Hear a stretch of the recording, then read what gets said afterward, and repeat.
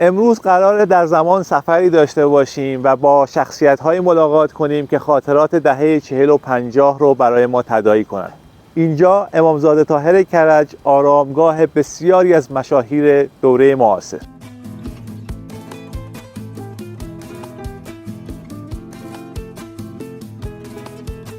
اگه بخوام در مورد خود بنای امامزاده توضیح بدم، نکته بارز این که قدمت بنایی که روی این امامزاده تأسیس شده به دوره صفویه برمیگرده که در ادوار مختلف تاریخی در دوران‌های مختلف قاجاریه به خصوص تغییرات محسوسی اعمال نشده الا مرمت و زیباکاری هایی که بعداً کمک کرده به توسعه اون.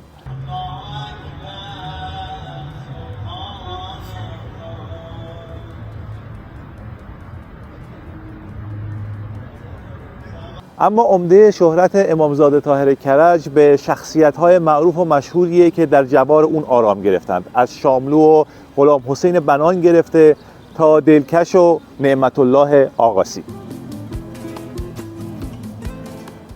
شاید کمتر کسی از ما باشه که خاطره‌ای با ترانه‌های الهه ناز، سرود ای ایران از غلام حسین بنان رو تو ذهنش نداشته باشه و باهاش خاطره‌ای نداشته باشه، نساخته باشه.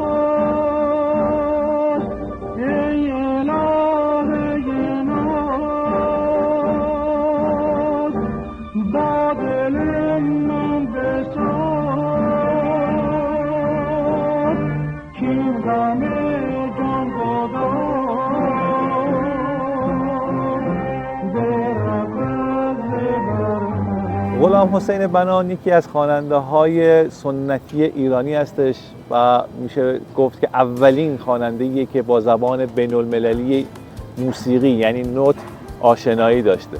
این رو هم جالبه بدونیم که بنان از نوادگان محمد شاه قاجار بوده و همچنین مؤسس انجمن ملی موسیقی ایران. یک نکته دیگه ای که شاید جالب باشه بدونیم در مورد بنان اینه که در یک فیلمی بازی کرده به اسم طوفان زندگی که لوکیشن فیلمبرداری این فیلم در انجمن ملی موسیقی بوده و بنان اونجا 2 تا اجرای زنده هم داشته و 2 تا از موسیقی‌های معروف خودش رو اونجا خونده و اجرا کرده.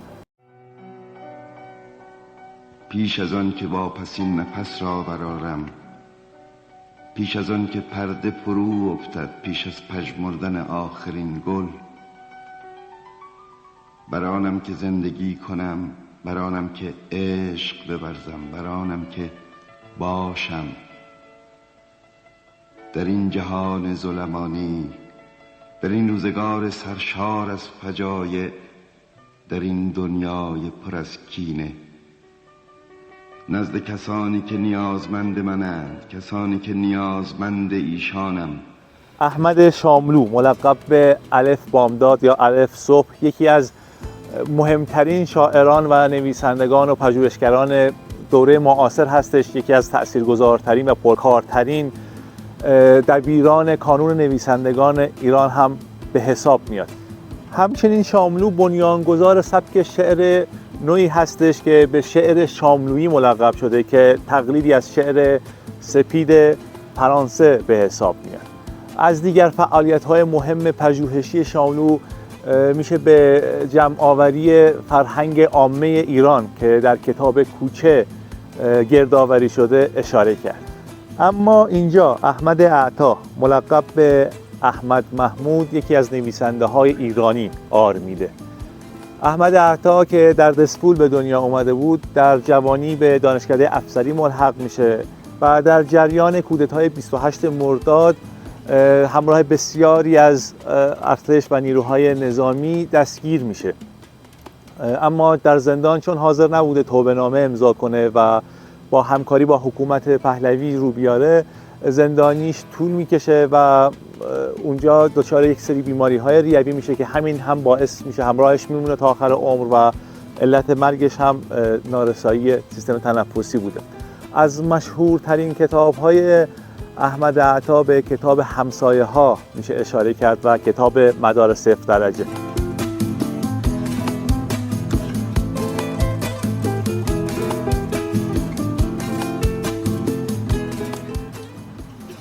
با فاصله اندکی از دو قبر احمد محمود و احمد شاملو، سه شخصیت مهم و تأثیرگذار تاریخ معاصر اینجا مدفون شدند. دو شخصیت محمد مختاری و جعفر پوینده، دو روشنفکر و روزنامه‌نگاری هستند که در جریان قتل‌های موسوم به قتل‌های زنجیره‌ای ترور شدند. محمد مختاری نویسنده، شاعر و روزنامه‌نگاری بود که عضو بنیاد شاهنامه بود و پژوهش‌هایی در حوزه شعر نیمایوسیج و منوچهر آتشی هم داشته. همچنین در کنارش محمد جعفر پوینده، نویسنده، جامعه شناس و مترجم که یکی از فعالترین اعضای کانون نویسندگان بود، آرمیده. باورهای عمومی محمد جعفر پوینده گرایش به جریان چپ ایرانی داشت، اما هیچ باوری به اندیشه های سنتی مارکسیستی نداشت و یکی از مدافعان سرسخت دموکراسی و آزادی بود، به طوری که خودش یکی از مترجمان اعلامیه جهانی حقوق بشر بوده. و دقیقاً همینجا کنار قبر این دو بزرگوار، محمد مختاری و محمد جعفر پوینده، قبر استاد هوشنگ گلشیری قرار گرفته. هوشنگ گلشیری سردبیر مجله کارنامه بود و به گواه مورخان حوزه ادبیات یکی از تأثیرگذارترین شخصیت‌های داستان نویسی در تاریخ معاصر، تاریخ ادبیات معاصر داستان نویسی ایران هستش.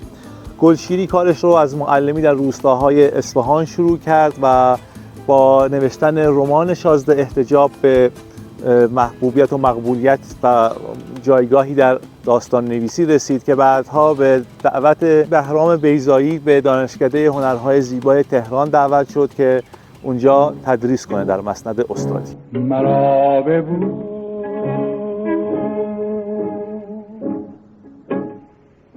مرا ببو برای آخرین بار. حسن گلنراقی یکی از خواننده‌های خیلی مشهور و خاطره انگیز ایرانیه. شاید جالب باشه بدونید که این خواننده فقط 2 تا آهنگ داده بیرون و مهمترینش ترانه و آهنگ مرا ببوسه. بهار ما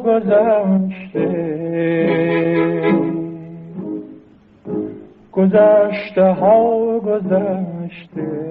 علت همگیر شدن و استقبال و اقبال عمومی به این آهنگ شاید به همزمانی اون به ماجراهای کودتای 28 مرداد برمیگرده و اینکه یک حزن عمومی کشور رو گرفته بود. و نکته بعدی که هست شاعر این شعره که حیدر رقابی هستش، از زندانیان سیاسی اون دوران، و همین باعث میشه این آهنگ یک اقبال عمومی خاصی داشته باشه.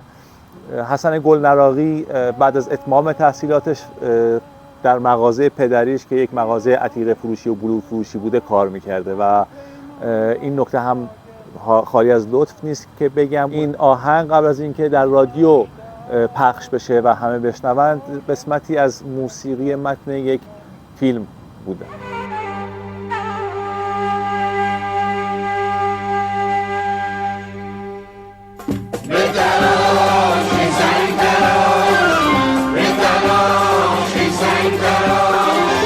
زنگی از معدن درد بهر مدارم به درار، روی زنگ قبر من عکسی از چهره زیبای نگارم به درار. به تلاش زنگ به تلاش. نعمت الله آزموده، ملقب و معروف به آقاسی، یکی از مشهورترین خواننده‌های عامه‌پسند در دهه‌های قبل از انقلاب بود که کار خودش رو با تئاتر خیابان‌های لاله‌زار شروع کرد و با آمنه و لب کارون، 2 تا ترانه مشهوری که همه ایرانی‌ها باش خاطره دارند، به اوج شهرت رسید. تو کارنامه نعمت الله آقاسی 9 تا فیلم هم هست که به دعوت منوچهر نوذری وارد سینما هم میشه. بعد از انقلاب، بعد از چند سالی که از انقلاب میگذره، دوباره میاد به ایران، تو همون تئاتر پارس که کارش رو اونجا شروع کرده بود یک اجرایی انجام میده، برگزار میکنه که با استقبال بسیاری از مردم مواجه میشه که همین استقبال زیاد باعث میشه که دوباره ممنوع الکار بشه و نتونه هیچ اجرای دیگه ای داشته باشه. از مشهورترین المان‌های این شخصیت و کاراکتر موسیقی عامه پسند ایرانی دستمال سفیدیه که میچرخوند و دل مردم رو شاد میکنه.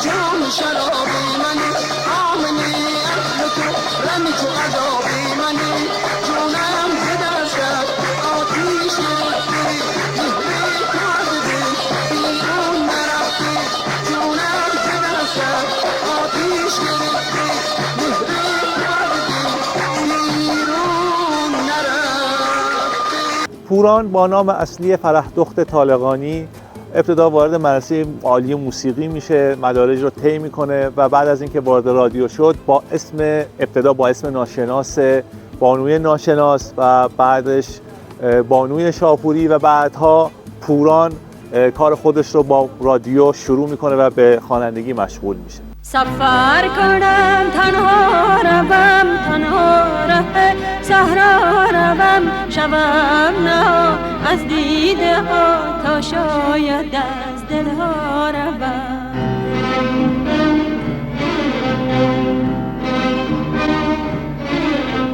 سفر کنم تنها روم، تنها ره صحرا روم، شوم نه از دیده ها تا شاید از دل ها روم.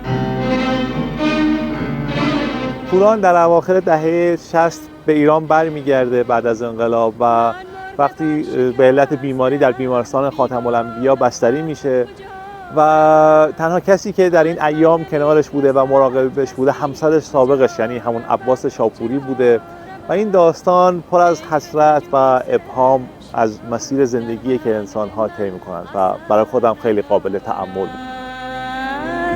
این مرغ که بی آشیان راهی به جز سفر ندارد.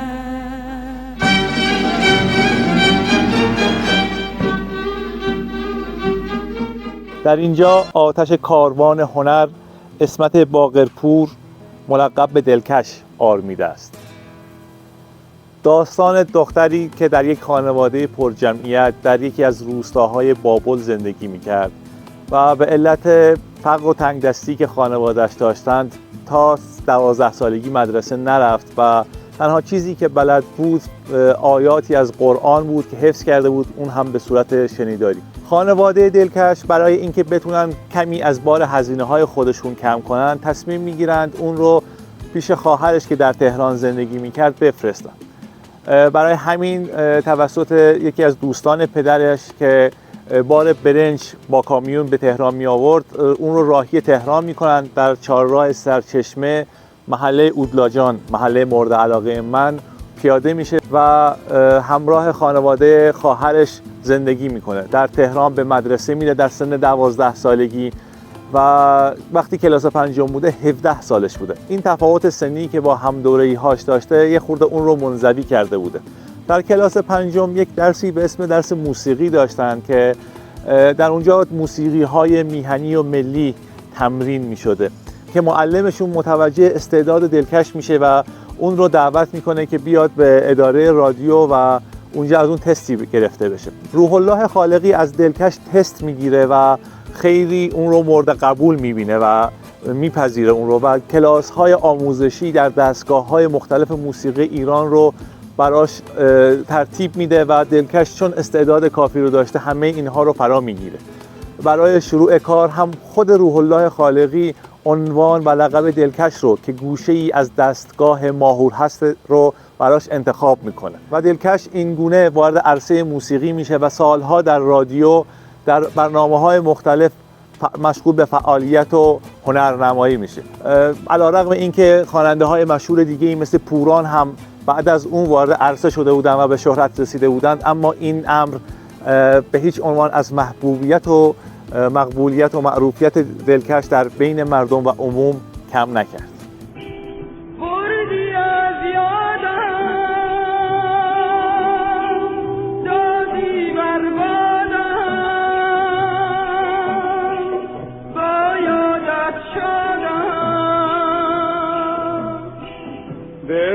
تو دادم در دام افتادم از غم آزادم. آرامگاه استاد حسن کامکار اینجا قرار گرفته. حسن کامکار در اولین ساز خودش رو از علی خان که یک نوازنده ستار محلی بود از اون میخره ستارش رو و خود آموز ستار می نوازه تا اینکه به مدرسه موزیک نظام میپیونده در 12 سالگی و سولفژ رو اونجا فرا میگیره. بعدها از روی کتاب ابوالحسن صبا نوت رو که فرا گرفته بود و اون رو با ستار تطبیق داده بود بقیه سازهای سنتی ایران از قبیل سنتور، ستار، تار و کمانچه رو هم یاد میگیره و بدون هیچ استادی میتونسته اونها رو کوک کنه که و این نشان از استعدادی داشت که ذاتاً در اون قرار گرفته بود.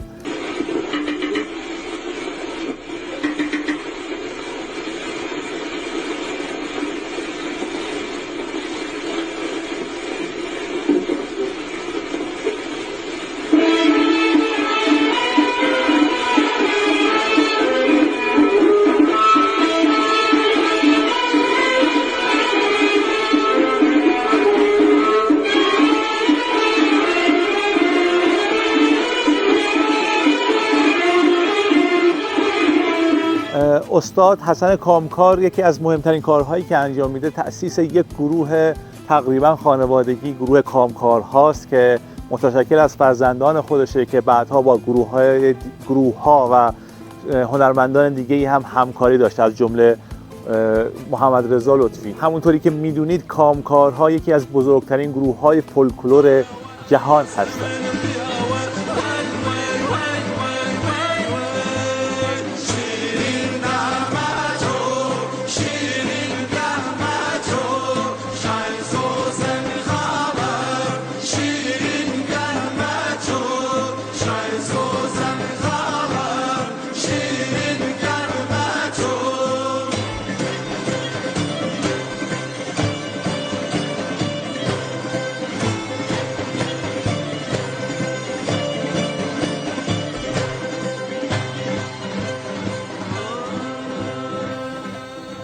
چند قدمی اگر پایین تر بیایم به آرامگاه همدم السلطنه میرسیم. همدم السلطنه بزرگترین فرزند و دختر رضا شاه بوده. قبل از رسیدن به سلطنتش از همسر اولش که تا زمانی که زنده بود این همسرش فقط همون یک همسر رو داشت و بعد از مرگش و رسیدن مرگ مادرش و به سلطنت رسیدن پدرش یعنی رضا شاه در انظار خیلی مطرح نبوده و بیشتر اوقات خودش رو با تاج الملک یعنی همسر رضا شاه در خونه میگذرونده و به همدمی اون مشغول بوده.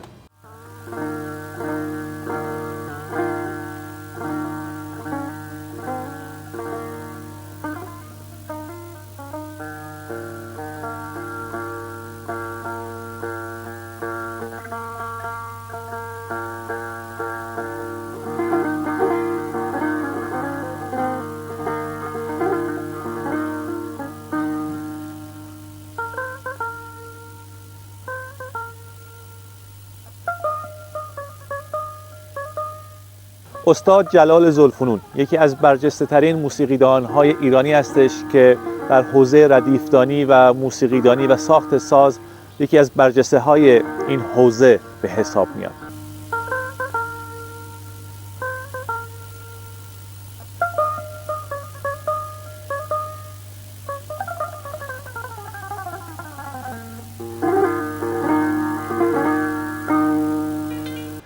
تخصص اصلی استاد ذوالفنون در حوزه ستار بوده که اولین کتاب آموزشی ستار رو استاد نوشتن و طراحی کردن. در حوزه تنظیم آهنگ و آهنگسازی هم کارهای برجسته زیادی انجام دادند که 2 آلبوم گل صدبرگ و آتشی در نیستان از شهرام ناظری از مهمترین کارهای استاد جلال ذوالفنون هست. یک شب آتش در نیستانی فتاد،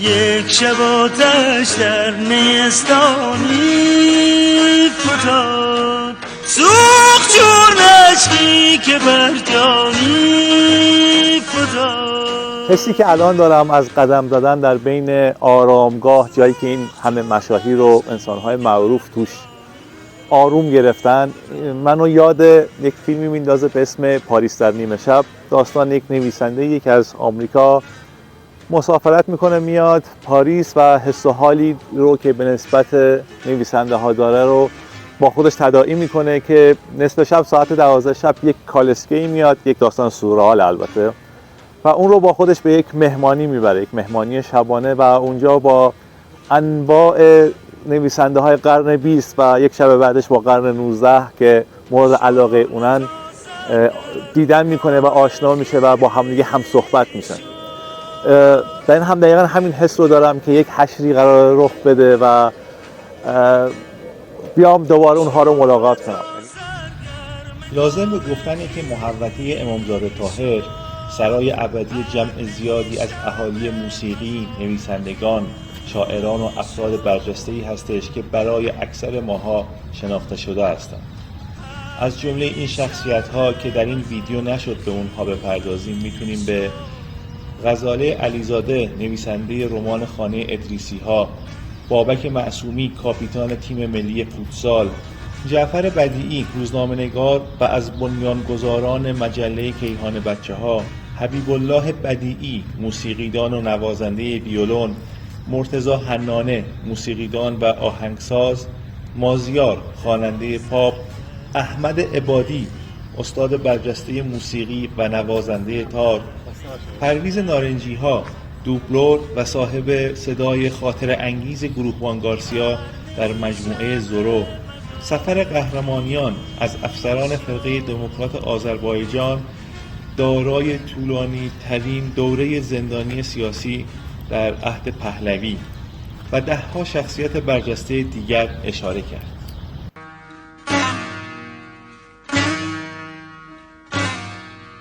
شعله تا سرگرم تاریخی شد، هر نیشم مزار خویش شد، هر نیشم مزار